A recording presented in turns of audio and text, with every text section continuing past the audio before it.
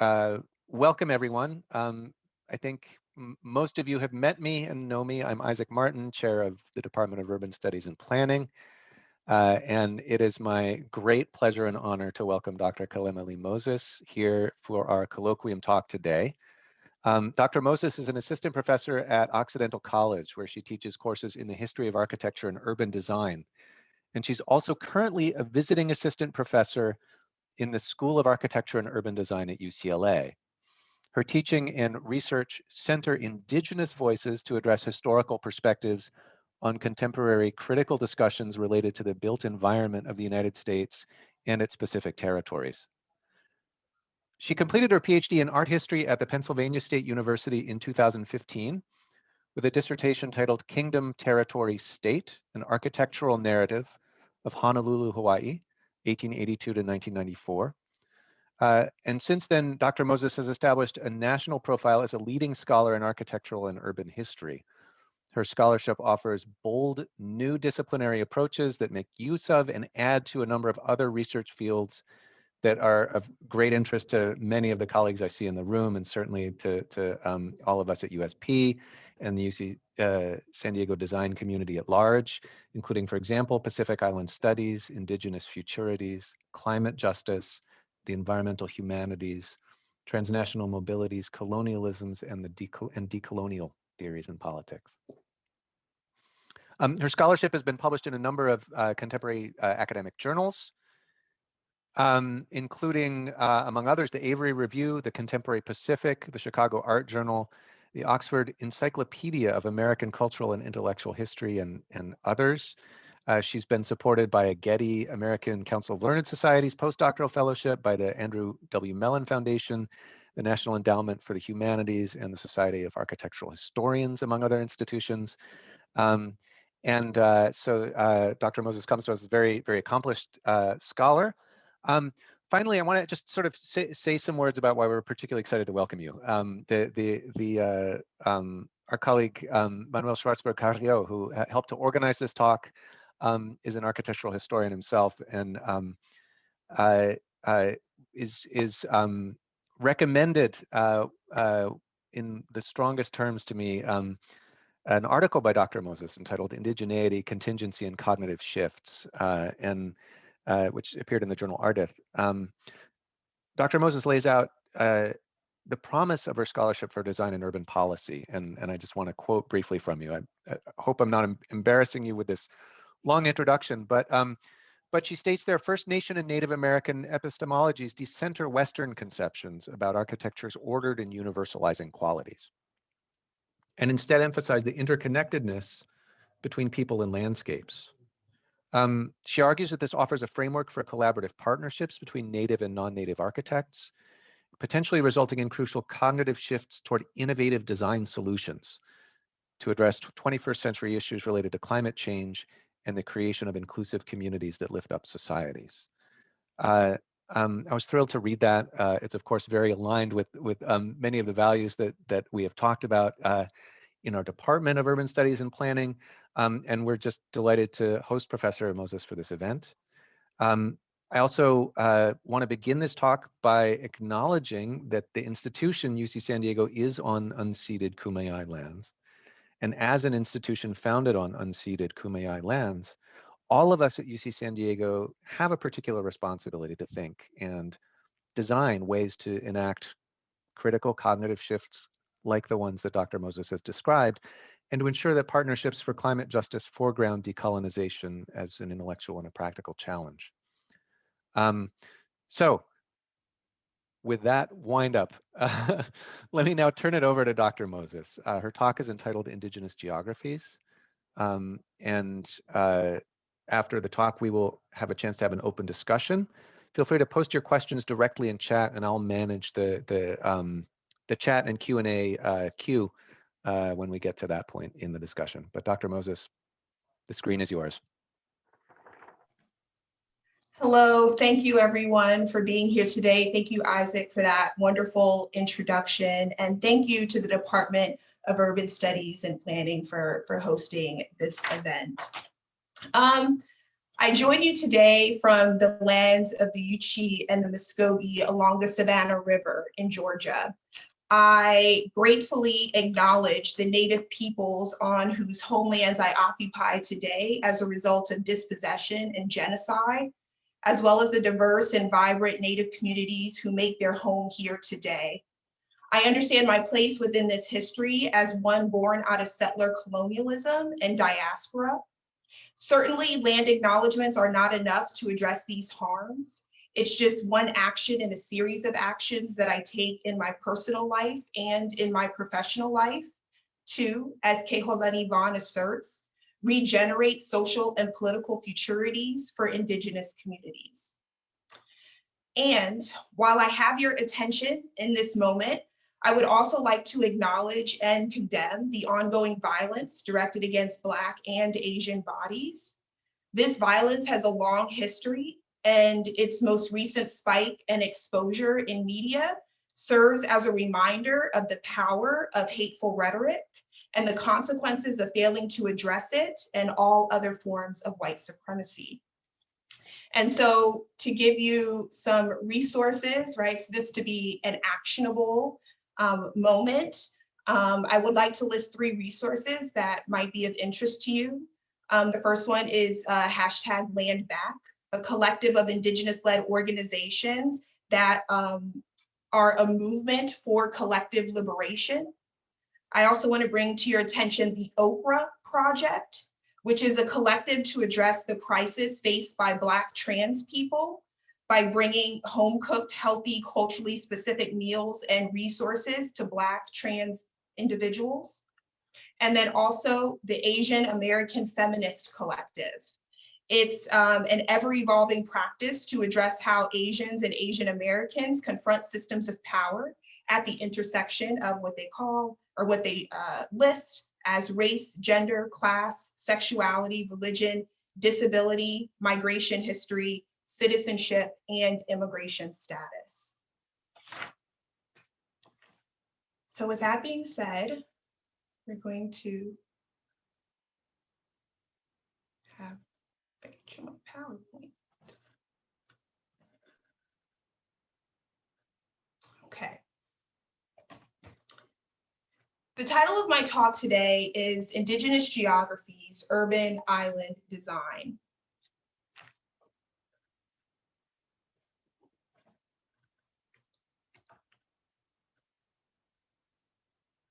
I want to begin with some questions. Are we preoccupied with the physicality of land as property, not to mention nations and nationhood? Are we overly concerned with the architectural thing produced in space, with structure, form, and materiality?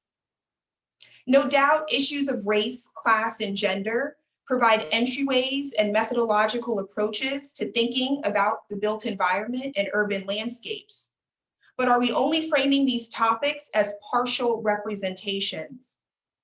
Has the moralizing cartography of the Enlightenment era overtaken situated knowledges about the world, about space, and about the environment as places that have existed in the actual and the metaphysical imaginings of Indigenous communities around the world?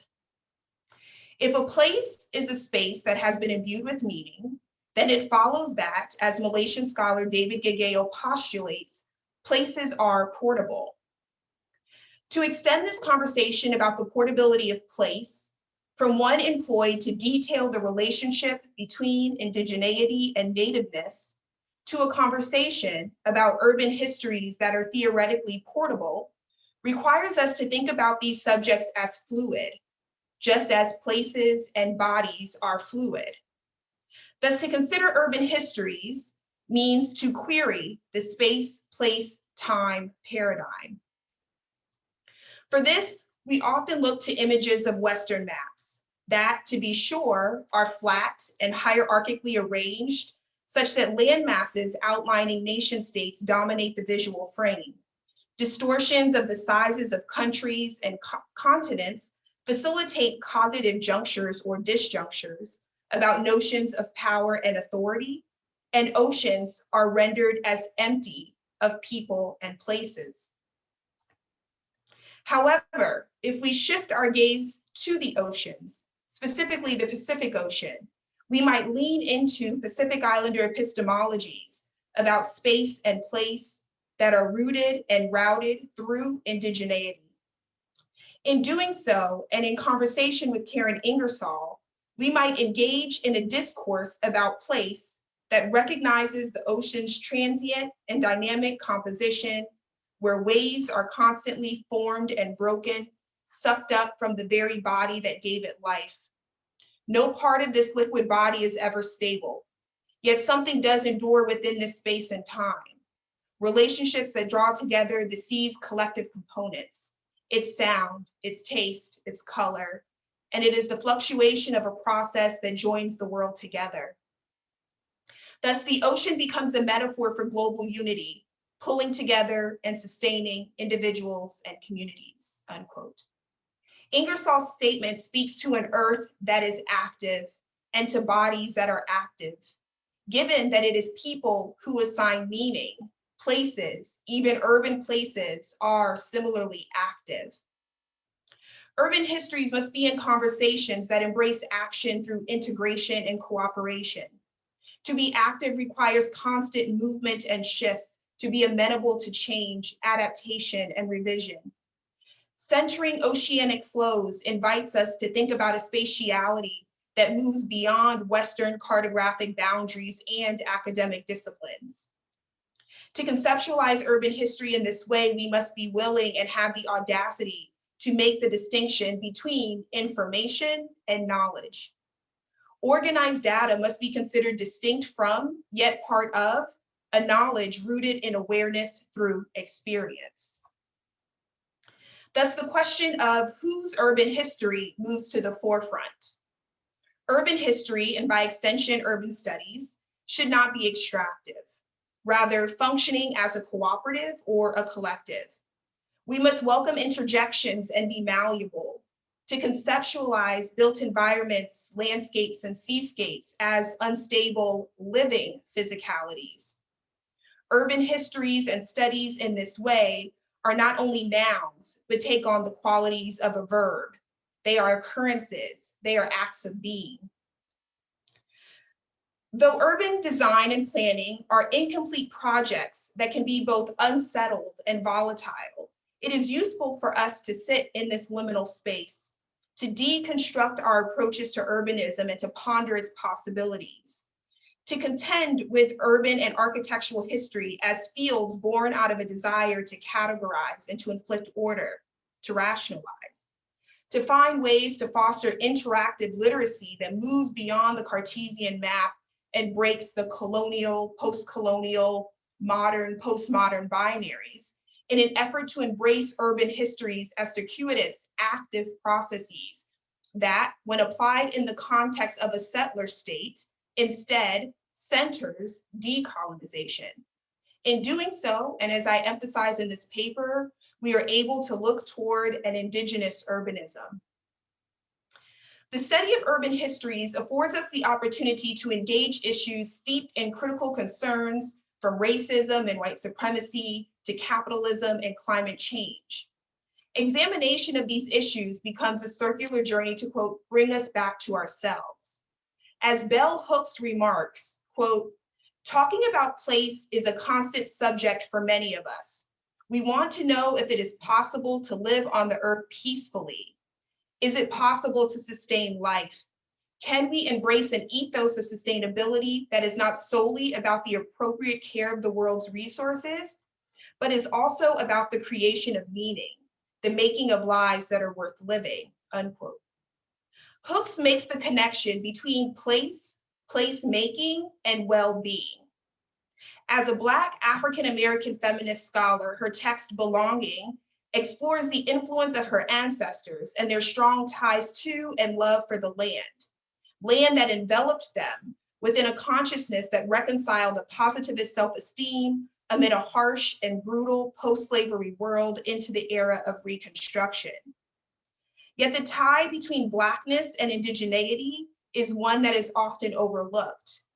But as Eve Tuck makes visible, quote, in the United States and other slave estates, The remaking of land into property was accompanied and is accompanied by the remaking of African persons into property, into chattel. We should connect this to neoliberalization's ideation of the flexible landless workforce. The remaking of indigenous land and Black bodies into property is necessary for settlement onto indigenous land. In settler colonialism, indigenous erasure and anti-Blackness are endemic, unquote. It is within this context that Bell Hooks's agrarian Black ancestors who worked the land, nurtured life, and cared for crops and animals offered a, quote, legacy of self-determination. This talk today, while confronting US histories of land dispossession and genocide, and the continuous pursuit of indigenous self-determination, centers the conversation in Hawaii in an attempt to understand place, placemaking, and well-being in the Pacific. US settler colonialism's reach from Turtle Island to Hawaii refashioned, but in many ways, mirrored the constructs outlined by Hooks and Tuck. After decades of Protestant missionaries arriving from Boston, Massachusetts, merchant trading from the United States to Asia, and US government involvement in Hawaii during the 19th century, the first indirect step toward American control of the sovereign indigenous Kingdom of Hawaii took place during the Mehele, or the division, in 1848. For centuries prior, Hawaiian society had developed complex political and social systems rooted in the landscape. Kanaka Maoli, or the indigenous people of the Hawaiian Islands, resided in A'upua, self-sustaining land units encompassing broad plains near the sea, running up valley ridges to the mountains. The wedge-shaped division of the A'upua allowed for equal distribution of resources necessary to sustain life: food, shelter, clothing, tools, transportation, and medicine derived from the system supported an estimated 400,000 to 800,000 Hawaiians. Thus, land that was once collective and administered under the general auspices of the ali'i, or the mo'i, which were the island rulers or monarchs, became private property owned by outside interests who purchased the land at premium prices. Supporters of the Mehele argued that land division functioned as a catalyst for economic stability and development in the Kingdom of Hawaii.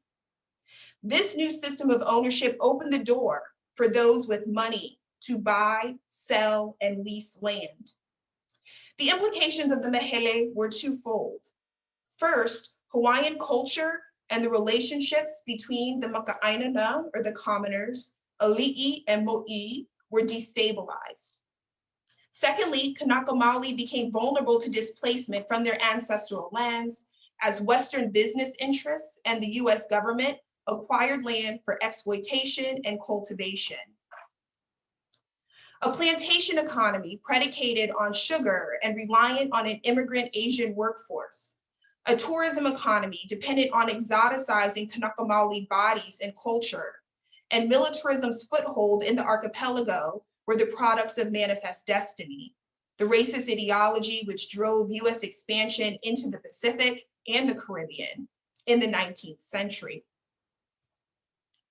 Today, developers and urban planners utilize Western spatial imaginaries for development projects on indigenous geographies.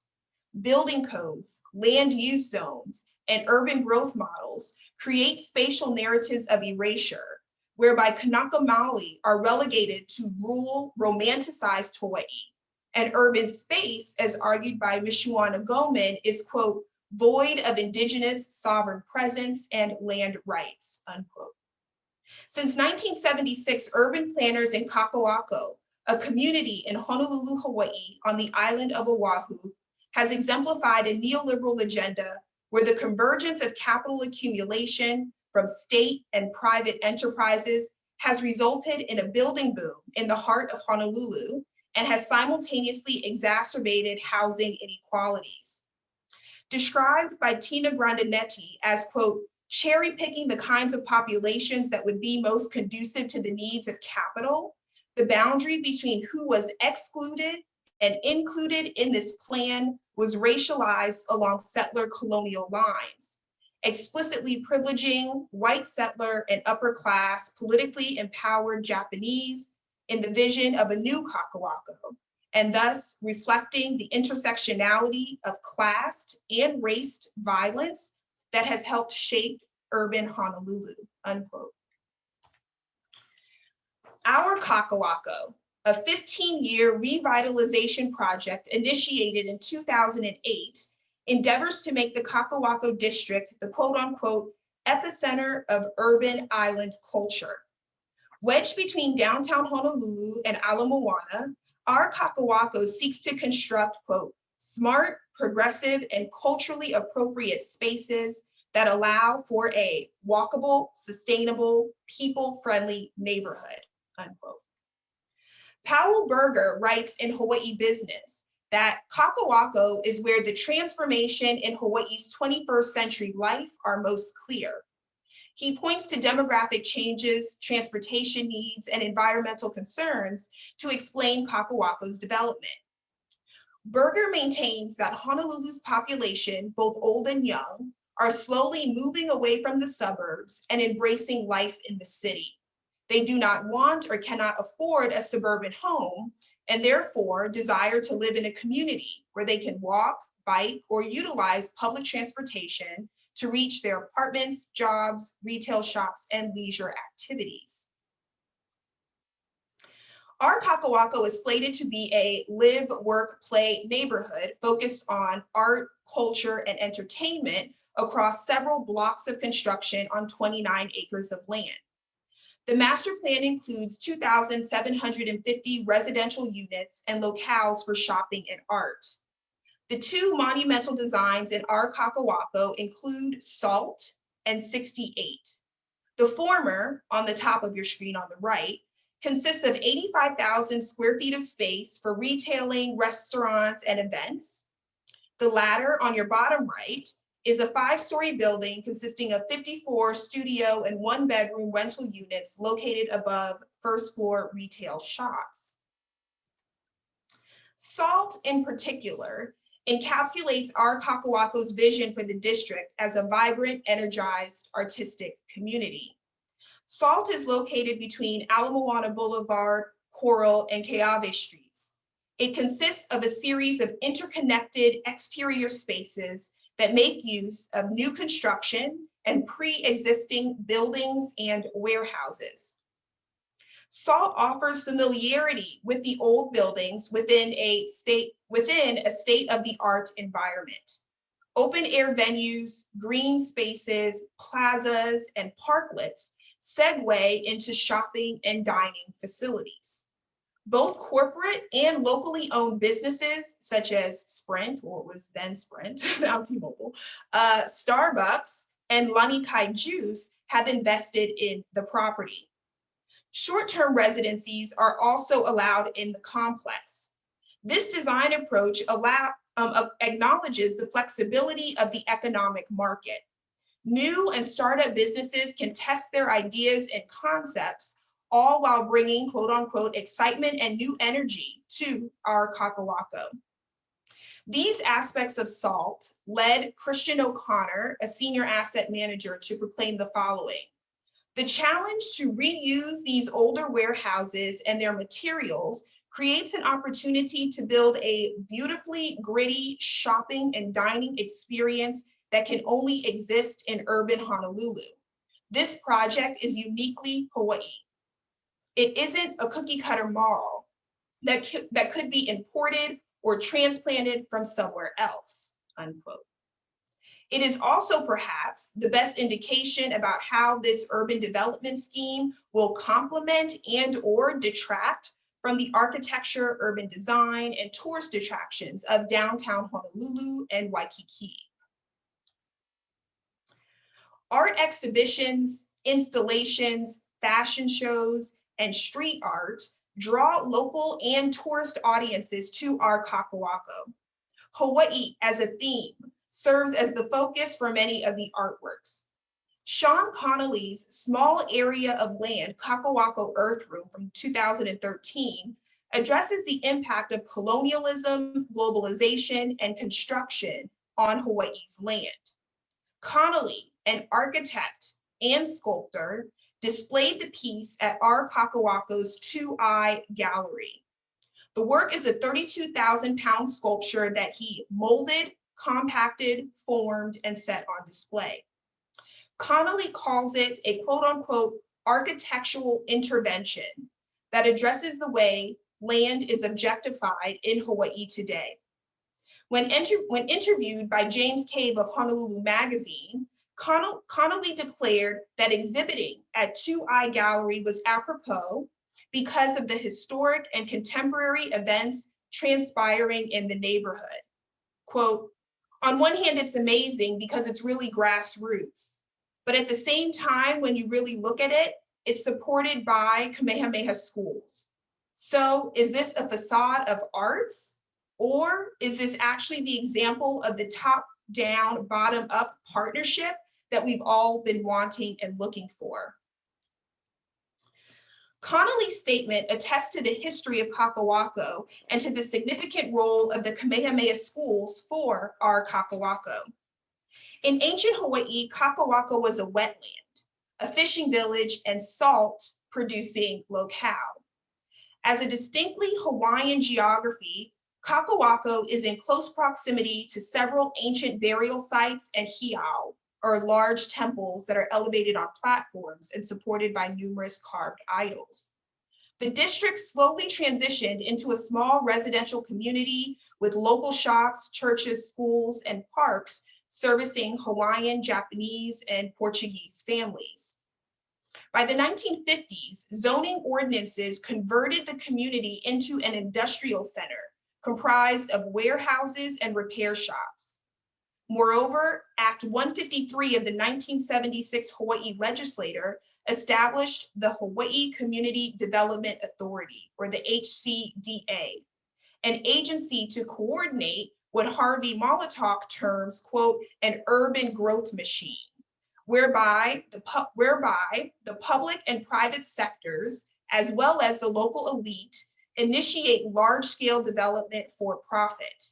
The HCDA, since then, has overseen all community development programs in Kakawako. The Kamehameha Schools Trust owns 29 acres of land in Kakawako and applied to develop our Kakawako property under the organizational framework of the HCDA. The Kamehameha Schools Trust is charged with providing, quote unquote, suitable stewardship over its lands. The trust elected to cultivate the property into a thriving urban neighborhood that is rooted in authenticity, creativity, and cultural responsibility. These goals are seemingly in accordance with the mission set forth by the founder of the trust and the great-granddaughter of Kamehameha I, Princess Bernice Puahi Bishop. As Judy Rohr summarizes, quote, Princess Puahi was very concerned about the suffering of her people from the devastating effects of colonialism. She instructed that Kamehameha schools be established to provide a good education to boys and girls, giving preference to Hawaiians of pure or part Aboriginal blood, unquote. Amid public consternation and resistance to large-scale urban development, spokespeople for the trust have pointed to the endowment as the thread connecting Puahi's directive with their investment in Kakawako. Essentially, the endowment receives a return on investment through rents and real estate, which in turn allows them to have a global international portfolio to advance the mission of the Kamehameha Schools Trust. Thus, our Kakawako on its face is a contemporary and inventive approach to fulfilling Puahi's objective.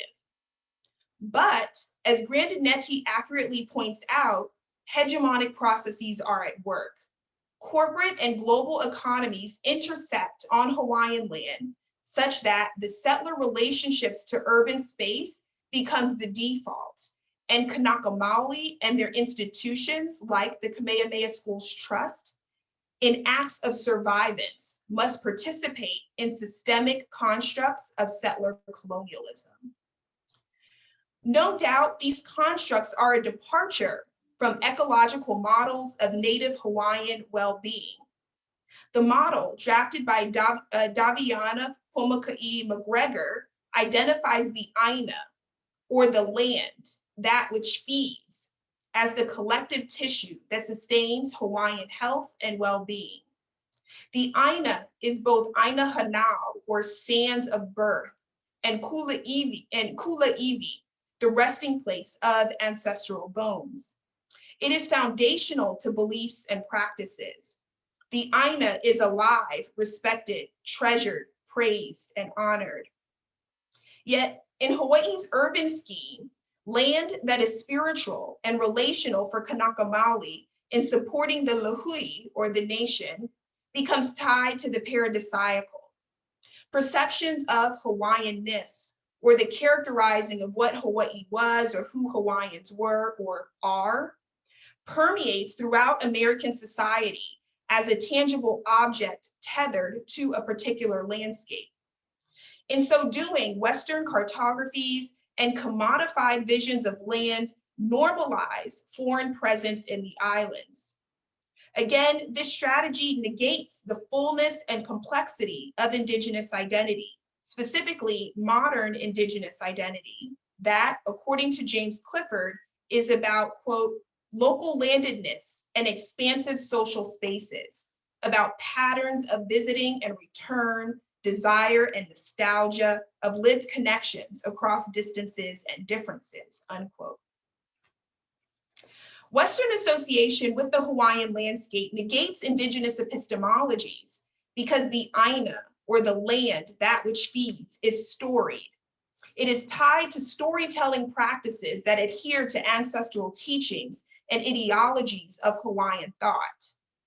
To this end, I will quote Renee Pualani Lewis at length. Hawaiian cartographies are interactive presentations of place as experienced space. They situate mapping in the landscape and encode spatial knowledge into bodily memory via repetitive recitations and other habitual performances. When Hawaiian place names were incorporated into Western cartographic maps, they were transformed epistemologically. They went from representing place as a repository of cultural knowledge to representing place as an object on the landscape. From a Hawaiian point of view, place is a part of a larger order of a living earth. Each place is alive and made up of distinctive sights, sounds, smells, sensations, and essences. Place has depth and is part of a heaven, land, ocean continuum that stretches between the physical and the metaphysical planes, unquote. Thus, we must understand the Aina as all-encompassing. As Miley Arvin reminds us, place for Hawaiians is understood as an ancestor that the people must care for. Thus, land is not property, but a form of genealogy and knowledge. Moreover, the heavens and the sky are not empty. They are filled with knowledges that guided Pacific wayfinders across and among the ocean, traversing the artificial borders and boundaries created by Western explorers that today connects so-called Polynesia, Melanesia, and Micronesia. As Ipeli Hau'afa ascertains in his seminal text, Our Sea of Islands, Oceania is a boundless world, unstructured by borders. It's the world of our ancestors. This oceanic ontology not only frames water and the Pacific Ocean as an entangled archive of genealogies, but directly confronts neoliberal demands on both landscapes and seascapes. Building on the work of Ipeli Hau'afa and Teresea Teaiwa, to name but a few Pacific Islander scholars, Karen Ingersoll posits a seascape epistemology, whereby ocean-based knowledge accounts for the mobilization of Hawaiian bodies and their existence as, quote, ever-shifting and negotiating beings. Ingersoll proclaims, For Kanaka Maoli, the link between identity and place is not static. The politics, the moments and interactions revolve around a specific interaction with the Aina, rather than a geocentric model that engages in a proprietary contract with land and ocean. It is both a philosophical and physiological, metaphorical and material relationship, unquote. US-backed dispossession of Kanaka Maoli from their ancestral homelands and water to accommodate urban growth paralleled the increasing awareness of the climate crisis in the mid-20th century and to the present day. When land and ocean meet in volatile ways caused by climate change, urban planning comes into sharp focus. The volcanic island of Oahu, where Kakawaka was located, is in its erosion phase of the life cycle. This means that because the volcano was dormant, erosion caused by sea level rise, climate shifts, and pollution forces the island to subside into the oceanic crust under its own massive weight. Degraded coral reefs that had suffered from the same climatic violence cannot quell the scope of the island's loss of elevation. Sea level rise and loss of elevation on Oahu has severe architectural and urban implications, particularly for Kakawako, a land reclamation project to accommodate the expanding urbanization of Honolulu. Kakawako was built on filled land, an area where the grade or the level of the land had been raised by depositing materials and then compacting the fill at regular intervals until the grade rises. Kakawako's relatively flat cartography at almost sea level makes it especially vulnerable to climatic changes. Building and structures in Kakawako are susceptible to flooding, groundwater inundation, and saltwater contamination in the local aquifer system. This type of loss will result in the displacement of the houseless who reside along the shores and residents dwelling in Kakawako. The particularly pernicious quality of this enterprise is that Kakawako was planned and designed by various developers, including the Kamehameha Schools Trust, the Office of Hawaiian Affairs, and the Howard Hughes Corporation, a Texas-based company whose mission is to, quote, masterfully plan, develop, and nurture our country's most inspiring cities, unquote. The company's, again, love for real estate is evident by a portfolio that includes the Woodlands in Texas, Summerlin, Las Vegas, and the Outlet Collection at Riverwalk in New Orleans. Taken together, the decentralized development and construction in Kakawako meant that developers were not working in tandem to plan for climate change and sea level rise. Similar missteps with respect to the impact of climate change can be found for the proposal to construct a new planned community on land adjacent to our Kakawako. The company, Victoria Ward Limited, through Howard Hughes, has proposed to develop Ulana Ward Village on a site in Kakawako, bordered again by our Kakawako, which you see on the map on your left. The plan for Ulana is to build 697 new reserved housing units, as well as a new public park and commercial and light industrial spaces punctuated by pedestrian promenades, road diets, and new parks to provide for walkability and livability. The proposal does not address the housing crisis among Hawaii's low-income families or the houseless. Rather, they are focused on providing housing for moderate income Hawaii households using what they're calling a dedicated housing model. This model allows for the production of a large number of units in quick succession and with low operating costs to fulfill the needs and goals of their targeted buyers.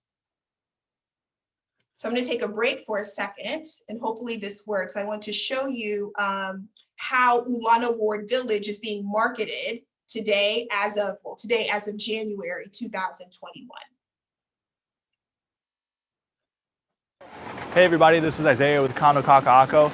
Today we want to give you a quick preview for the new proposed project by Howard Hughes called Ulana. We're going to take a quick look at the proposed site over here and share a couple of details with you. So there's going to be a brand new residential tower planned for this site right down here below. There's going to be 7,000 square foot of commercial space, close to 700 residential units, and a proposed 40,000 square feet of recreational area that would most likely be a park. The location is really great. It's right in the forefront of all the Howard Hughes projects, right here on Anawahi Street. It's going to be right down the street here from Ward at the new proposed rail station. And if you look on the other side of the street, you're looking at Ocean, Kakaako Park, and the harbor over there. So the location is amazing. All the 700 homes that are being planned for this development are going to be available most likely through the reserved housing program. For those of you who aren't aware, that's a perfect chance to get a condo with below market pricing in an upscale neighborhood like this. It's very early on in the process. So the organization outlines 8 benefits to the Ulana Village project, and they're listed here. They say more housing and jobs per acre, less land per person, reduced energy consumption, reduced automobile dependency, positive health impacts, smaller carbon footprint, reduced water consumption, and lower infrastructure costs. They have made clear their commitment to environmental sustainability through the careful consideration of land use, along with the responsible design and operation of the buildings. Yet, the area is still vulnerable to rapid sea level rise, as indicated by the interactive mapping tool created in support of the State of Hawaii's Sea Level Rise Vulnerability and Adaptation Report. The Pacific Islands Ocean Observing System indicates that scientific literature, as well as government and multinational reports, increasingly point to the possibility of about 3 feet of sea level rise by the year 2100. The state of Hawaii must mitigate these impacts. Hawaii became the first state to adopt a 100% renewable energy target by the year 2045. A bill, HB 623, passed in 2015, will require substantial build-out of solar and wind infrastructure. Indigenous communities around the world, from Hawaii to Norway, are contending with the possibilities of wind farm construction on native land. Activists in Hawaii have referred to the 568-foot-high wind turbines planned for communities on Oahu's North Shore as, quote, killing machines, responsible for the deaths of Ope'apea, a bat species, which, according to the Kumulipo, which is the Hawaiian creation story, is an ancestor to all Hawaiians and related to deities in Samoa, Tonga, Tahiti, and Aotearoa, New Zealand. Yet and still, an energy transition away from fossil fuels to carbon-free energy moves the state toward reducing global warming emissions.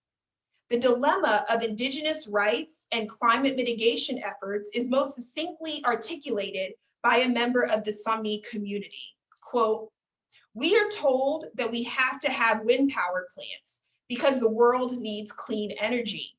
So, as an Indigenous people, we do not only carry the burden of climate change, but we must also carry the burden of mitigation, or the world's reaction to climate change. And it's a pretty heavy burden," unquote. As the dialogue about clean energy methodologies are negotiated, other mitigation efforts, such as shoreline hardening through the construction of seawalls and groins and bulkheads, and or the use of soft armoring techniques that include beach nourishment and dune construction and shoreline setbacks, are currently being used to address Oahu's eroding coastline.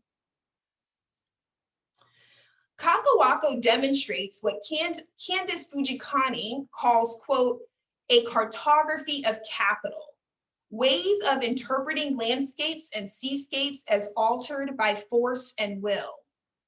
Cartographies of capital, according to Fujikane, quote, "do not merely depict the symptoms of a planet laid waste by late liberal settler states and globalizations, but are themselves a primary driving force in climate change," unquote. It is a story of capitalism's relationship to the earth. She advocates for an epistemological shift towards what she calls economies of abundance, steeped in Kanakamali mores about the land, the sea, and the sky. She points to the cultivation of lo'ikalo, or taro pond fields, and the restoration of Hawaii's dryland forests as just two examples among many of ecological lessons that can reshape the Earth's climate future. Only recently has Hawaii's Department of Land and Natural Resources and the Office of Conservation and Coastal Lands announced plans to restore fish ponds and taro ponds in Hawaii as an adaptive sea level rise strategy. Indigenously grounded design, urban design, and architectural development facilitated by Kanakamali will also lead to an economies of abundance. Recent data from the Association of Collegiate Schools of Architecture reveals that Native Hawaiian and Pacific Islander architecture students comprise only 0.15% of all architecture degrees awarded in the United States. What's more is that in a sample of 800 full-time and adjunct architecture faculty, only one will identify as Native Hawaiian or Pacific Islander. This data, compiled by Kendall Nicholson, reveals racial, ethnic, and cultural gaps in the professionalization of the field, and furthermore exposes the dearth of cultural competence in our academic institutions about Pacific Islander epistemologies. I venture to say that similar statistics are true in a wide range of fields, given that the same number of 0.15% reflects the overall percentage of Hawaiian and Pacific Islander college graduates. Apart from the academy, a structure is needed whereby Kanakamali are not simply considered stakeholders in planning processes that include community hearings or interviews. Rather, structures that center Hawaiians as decision makers and/or center Hawaiian values in planning processes may allow for a more spatially just urban environment, one that magnifies Kanakamali presence in Honolulu and other cities and produces a regenerative economy where resource use is sustainable and people and places are allowed to thrive.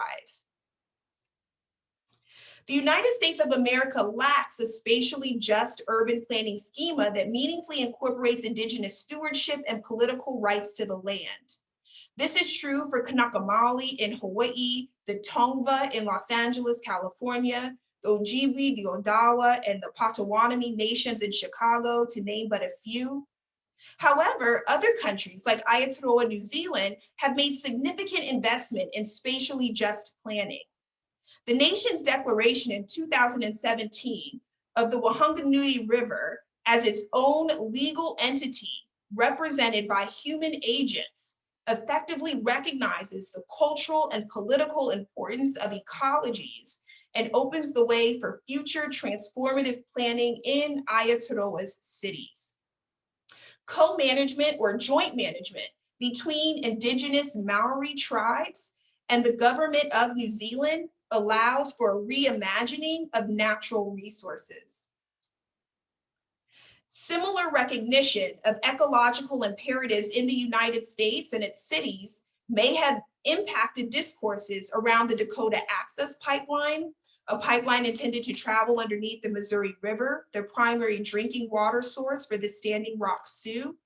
It may have also impacted discourses around the construction of the 30-meter telescope atop Mauna Kea, a mountain on the Big Island of Hawaii, where Hawaiian akua, or gods, reside and ancestral bones are buried, a place with great mana, a spiritual, divine, or political power.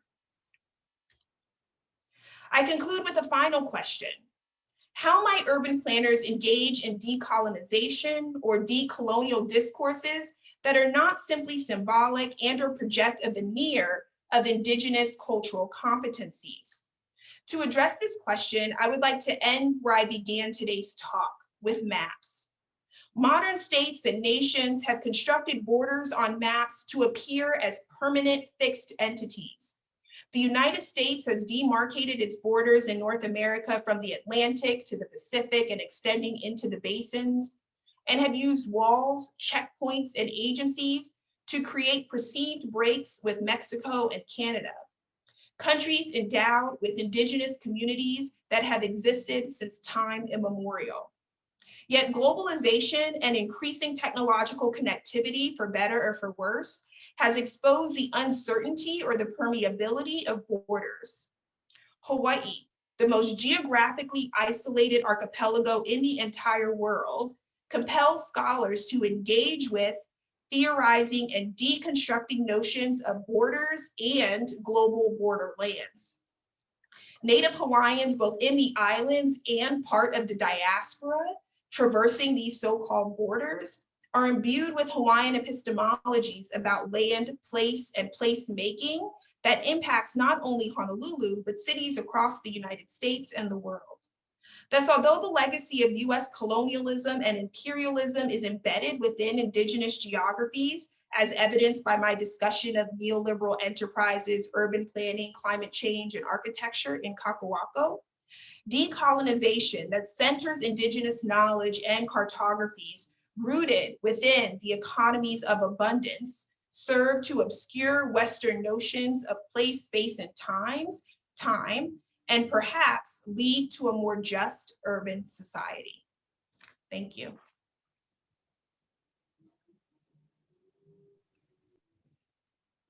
Thank you very much, Dr. Moses, for that wonderful talk. The floor is now, the chat box. The chat box is now open for Q&A. So we have Dr. Moses for another 35 minutes, and we have the Zoom for another 35 minutes. We have each other. So I will direct questions. Please put your questions right in chat, and I'm happy to sort of be the moderator here.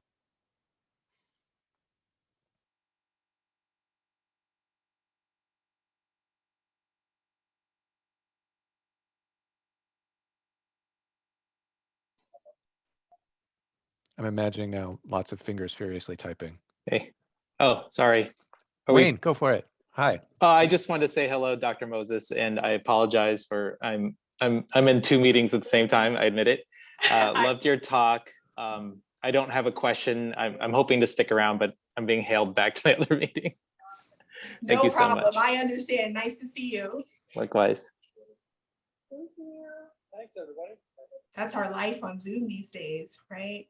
Oh, it is. It is. So I have one here. Lily Irani asks, are there examples of urban development projects that practice some of these ways of relating to the land? Right.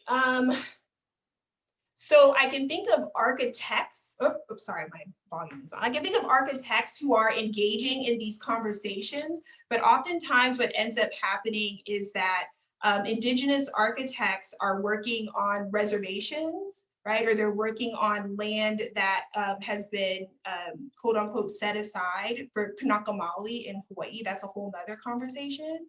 But in terms of complete urban development projects, I can't think of any other than to say there have been events that have been occurring in, say, Kakalako, where the Kamehameha schools they're sort of understanding the critical feedback that they're getting. And so they're investing in students and investing in teaching students how to create these lohi taro ponds and taro communities or fashioning these communities together. And so there are these sort of baby steps that are happening within urban settings. However, I think my claim is that there needs to be sort of large scale development, right? I understand that, sometimes small steps are needed, but a planning process that is collaborative, a planning process that has long-term visions for how this would be enacted would be ideal. So for our Kakawako, this started in 2008.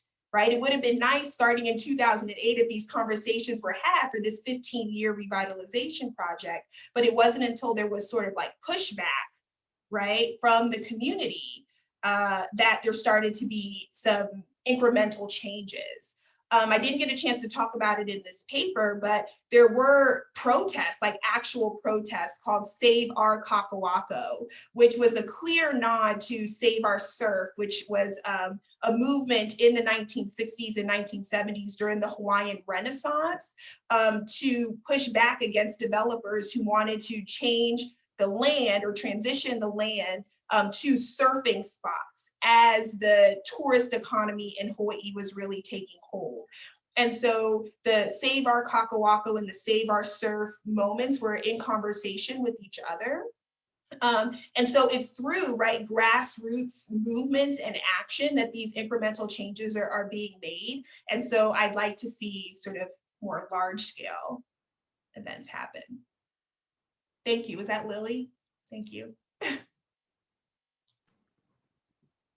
All right. Next up, a question from Amy Lerner. So do you want, Kelema, would you rather I read the questions or would you rather Yes, you can read the question. Okay, I'll read the questions. I'll read the questions and I'll allow you, if I get your questions wrong, tag yourselves in and follow up. I'm self-conscious about speaking for colleagues, but so the question here is, I'm curious if you can talk more about the concept of sustainable planning, since sustainability is based at the core on sustainable development, which feeds back into extraction and commodification, as you describe. So how can the concept of sustainability move towards a different fundamental human land ethic? Excellent question. I'm thinking about discourses that are happening in the climate justice community about just transitions and what just transitions look like.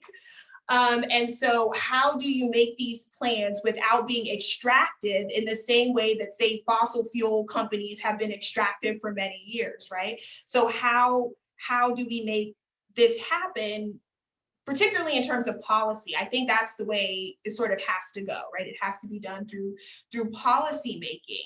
Again, it requires the integration of Kanaka-Maoli communities and indigenous communities talking through sort of what we would call best practices, right? How that would be. But at the same time, understanding that certain knowledges cannot be interpreted or understood or extracted to a one-to-one correlation, right? So there's ways that we need to think about this economically, right? Like who's benefiting from these movements and actions in communities. And sort of it needs to be a two-way street. So yes, it's development, but like I said, I'm leading into, what just transition looks like. That's, again, not extractive, but rather regenerative, right, to the community. I think back to the scholarship of Dean Saranilo, who wrote a book called, what is it called? Empires. I forget the name of it right now, but Dean Saranilo writes this text and he talks about Asian settler colonialism, right? And it sort of parallels in the sense that there's not a call for, everybody to leave, right, the country or the state or the nation, but rather what can people do to be allies, right, in these endeavors? How can we support indigenous communities in creating, quote unquote, sustainable, livable futures or futurities, really, for the years to come? Unsustainable empire. Thank you, Greg. Yes, that's it. Unsustainable empire. Thank you. So, Lily, I will return to your second question as time permits, but I want to allow other colleagues to word also through, I guess, the medium of my voice, strangely. So I'm going to move on down to Marielle's question. I'm curious whether you think the emphasis on completeness in urban development projects cuts against the dynamics of fluidity, change, adaptation, and revision that you describe so eloquently as part of indigenous spatialities. Do you have hopes for urban development projects that are incomplete or fluid? Wow. Yes, that's an amazing observation. It actually makes me think of my teaching pedagogy. I know this is sort of tangential, but in teaching at UCLA and teaching, you know, I'm at Occidental, so I teach undergraduates primarily, but at UCLA, I was teaching a grad course, and I was making this argument to architecture students that not everything needs to be finished. Like, things can be in progress, and that can be okay. And they really struggled with that. Right? They struggled with that notion that as urban planners, as architects, as landscape architects, they have to let their ideas and concepts marinate and simmer, right? And talk to people and bring people in conversations, allow people, especially Indigenous communities, to make the decision. Right? And so for many of them, they were struggling with that notion. And when I gave them a final assignment and said, do whatever you want with no boundaries, it was like a whole new world, right? And so I think a similar argument can be made about this idea of completeness in urban development. What would it look like to, say, start a 15-year revitalization project and after 2 years say, wait a minute, maybe this isn't going in the direction that we wanted to. Let's pause, rethink, regroup, right? Get new information and retool. How would that change these urban places that we're living in? I hope it would be for the better. But I think, again, we should be able to sit in that incompleteness and be okay with that. Thank you, Marielle. Hope I pronounced your name right. I'm sorry. I'm going to go to Mati Cordova Ascarate's question. Thank you for your fascinating talk and research. I wondered how these new housing projects would put in place neoliberal instruments of debt, mortgages to access home ownership, that will be used to discipline Indigenous bodies into settler colonial frameworks. And what are the resistances existing to this? Are there dreams of home ownership happening here? Interesting. Yes, so gosh, I could have talked for another hour about housing in Kaka'ako.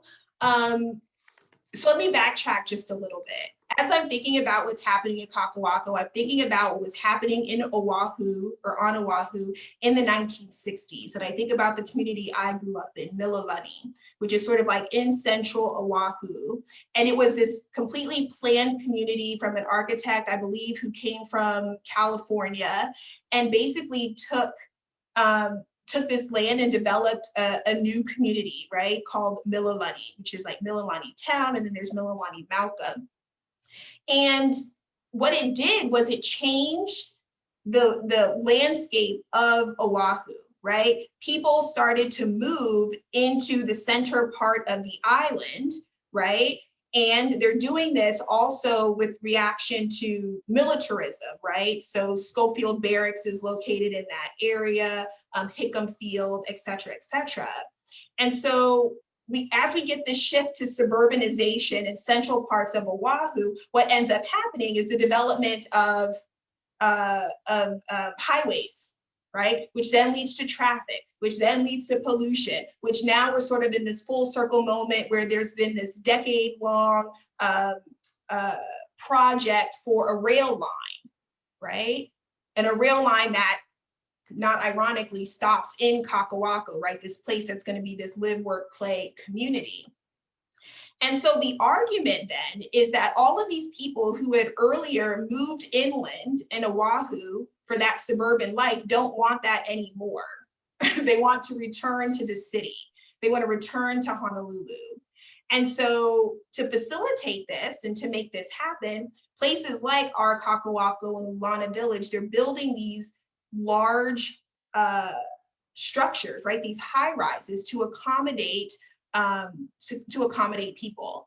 And so they put into place, the government put into place these policies where there's a certain amount of money, right? Depending upon how much money you make a year will depend upon, will allow you to live in certain parts of Kaka'ako. So say you build a structure with X amount of square feet of space, then Y amount of that square feet of space has to be devoted to people who make, less than 80% of the average income, right? But what does that then do to developers? They don't want to do that, right? Because they're not making money off of that.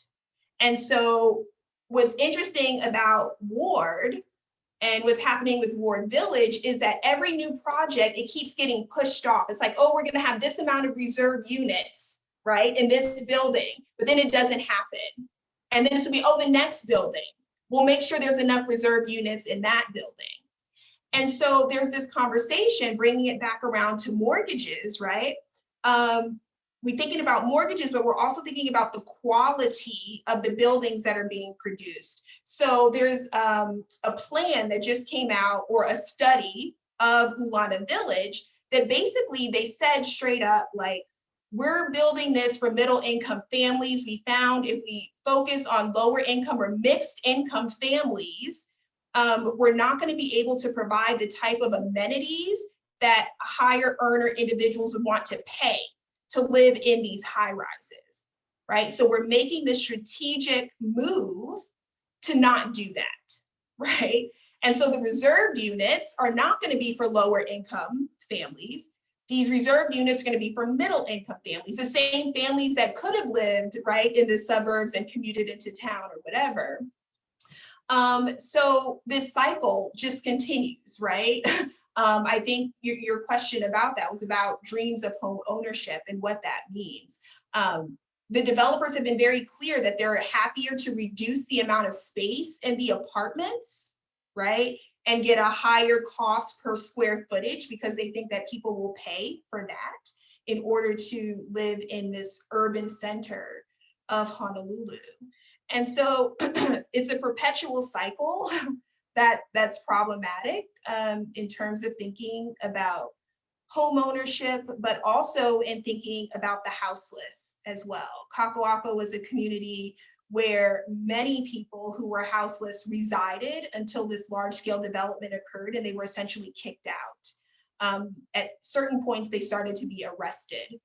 And so there's a lot of tension, right, around what's happening now in Kakoako and sort of the future for the houseless. Sorry, that was a roundabout. Hopefully I answered your question. She's giving you a big thumbs up, so I think Okay, I think you must have.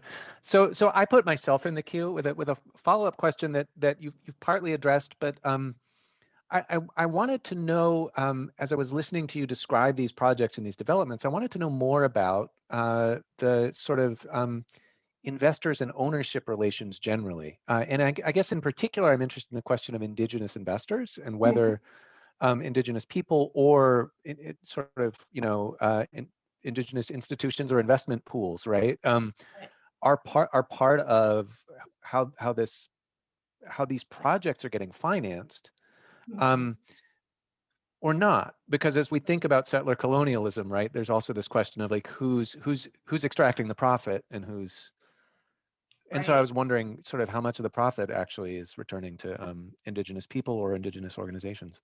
Right, so that was sort of the conversation, maybe I wasn't as effective in communicating this, about the Kamehameha Schools Trust, right? So that trust is,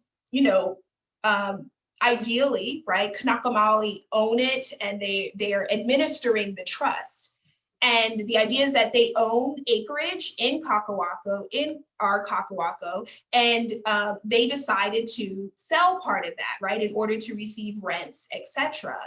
And so that's what Grandinetti was arguing, where hegemonic processes are coming into play, right? This idea that an indigenous organization dedicated to indigenous communities and the success of indigenous communities is participating in these urban development schemes that are effectually pushing Kanaka Maoli out of the city, right? So how do we make sense of that? We make sense of that through thinking about hegemony, right? Dominance with consent.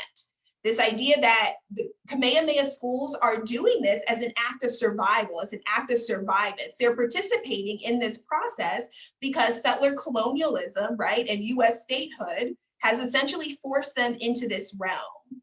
And so the ways in which they've reconciled these actions is that, okay, we're receiving these rents, we're receiving this monies from our acreage in Cacahuaco, but we're giving it back to the students. We're giving it back to the children who are at the Kamehameha schools, who are learning, right? Through our endowment, our abilities to reach larger audiences is funded through this urban development scheme, right? So that's one side, but I think that's the most clear sort of example. But there's, I mean, most of the investment in these properties actually comes from the Japanese community.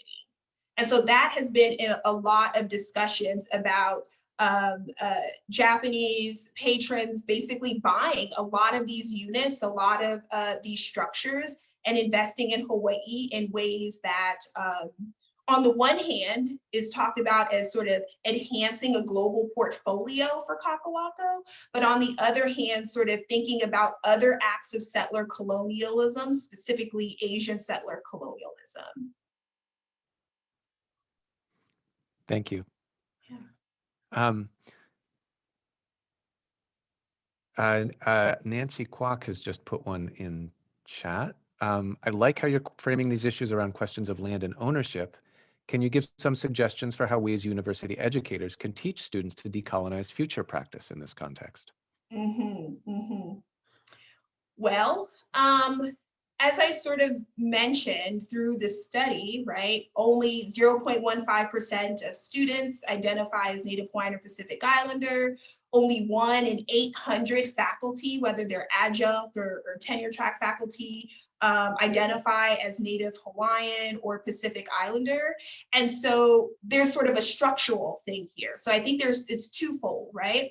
On the one hand, it's sort of, how do we create curricula that speak to Indigenous communities, right? How do we craft curriculum as educators that attest to their needs and their desires and gives them a voice in the process, right? In creating those dialogues. But secondly, sort of scaling back from faculty members, what can universities do, right?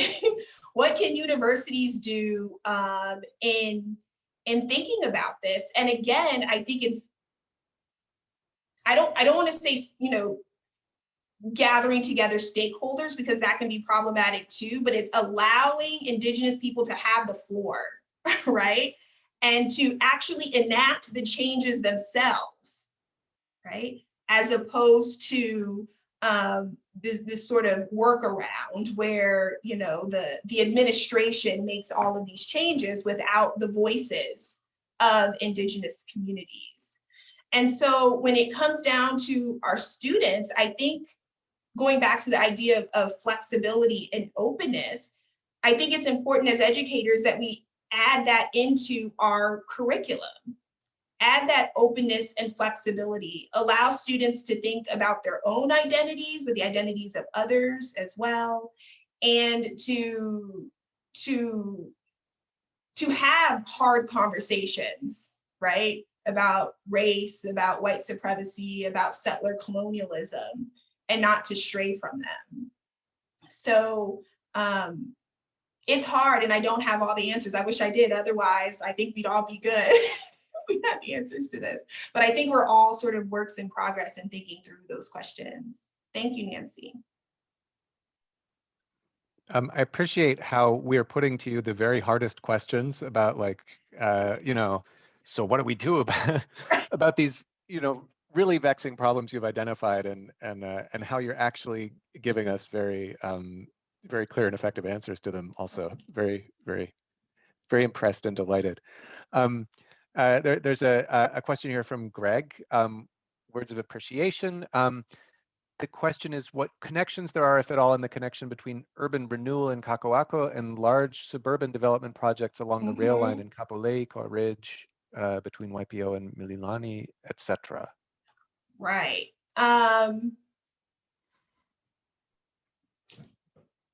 So I think this is my hypothesis, is that Honolulu, right? We know Honolulu is a city, but Honolulu is also the county of Oahu. And in a way, these projects are expanding what we think of as the center of Honolulu, right? So Honolulu is not downtown, the central business district. It's not just Waikiki or Ala Moana.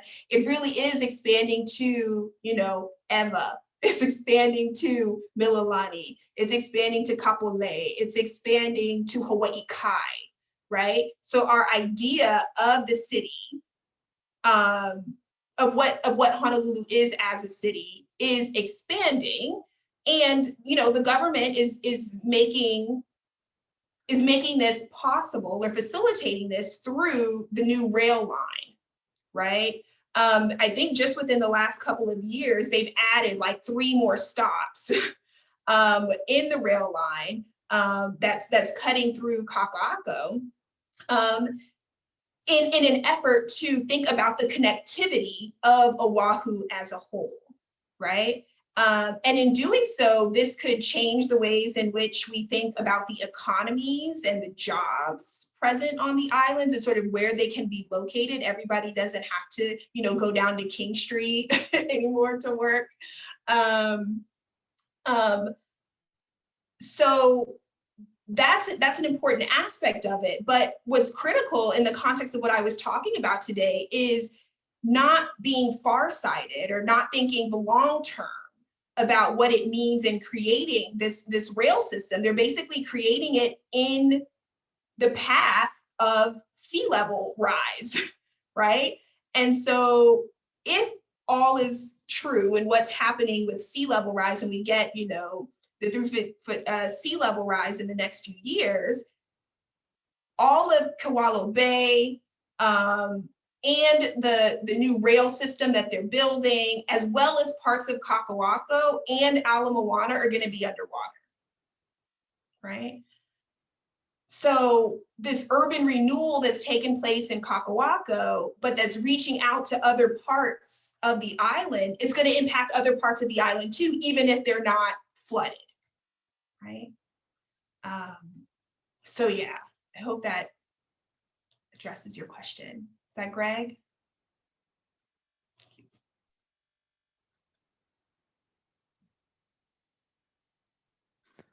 So I think we have time for a question, and Leslie Lewis has posted one here. All right, Leslie, I'm gonna read it. So thanks you for the talk. And then you managed to touch on so many interrelated issues: colonial histories and impacts on health and well-being, climate crisis, houselessness, power, pedagogy, and the critical need for paradigm shifts towards traditional ecological and indigenous knowledges, spatial conceptions and responses, and toward genuine participatory action-oriented research in and with communities. Thank you. I need to cut and paste that, because that is exactly yeah, what she I got tried it. to do. It actually all just led up to an apology for leaving the meeting. No, I it's find no okay. question at the end of this. I was sure there was a question there, but no, it's thanks. Oh, okay. Well, But it is a recapitulation of all the topics you touched on here. it is. So without another new question, we do have one last question. Lily Irani had to leave the meeting early, but she did leave a question that I punted because she had asked a question earlier. But I'll just bring it back in case you have thoughts on it, which concerns potential for good relations between indigenous and non-indigenous projects against private property. So thinking about alternatives to private property, whether there are particular possibilities for alliance you see between indigenous and non-indigenous projects in that domain. Right. Well, if you couldn't tell from the beginning of my talk, I have an issue with private property in general, and we can go back to even thinking about the land back movement and how that might address some of these issues. But there are definite moments of collaboration, and Candice Fujikani talks about that in her new book, right? It's this idea of indigenous communities and non-indigenous communities working together to affect change, right? That's the whole idea. While it's important for Kanaka Maoli to learn, if they don't know, right, taro farming, the history of taro farming and actually physically doing it, it's also important for non-Indigenous communities to do that as well, right? To think about being assistants in the stewardship of the land, right? It's not their job, you know, like Indigenous people are the stewards of the land in which they're from. And so in any ways that people can be of assistance and to be collaborators or, let me just say collaborators, then that's really important, right? So with that, but also with the revitalization of the forests in Hawaii, like how can that be done? There's been a lot of conversation about getting rid of invasive species of plants in Hawaii and using those plants as materials for architectural construction. So, you know, extracting them, getting rid of them, you know, repurposing them, and then using them for construction purposes. That might be sort of one way in which we can think through that. I'll give you one other example, is that there's a water spring that's running through Kakalako right now underground. And so this is one moment where we can think about future planning. The government and Kanaka Maoli activists are working together to sort of figure out what to do with that stream, right? And so the government and Kakawako investors are saying, oh, we should make sort of a symbol out of this and have it run through Kakawako and sort of come up as this sort of fountain, right? As sort of emblematic of the connectedness to the land and to the sea. But there's been some pushback to that, right? Like, why are we creating these veneers of Hawaiian culture within the urban environment? Right, so there might be more effective ecological ways to divert the stream into, say, taro patches, right, in other parts of Oahu, and that might actually be a more just way to address design in the city.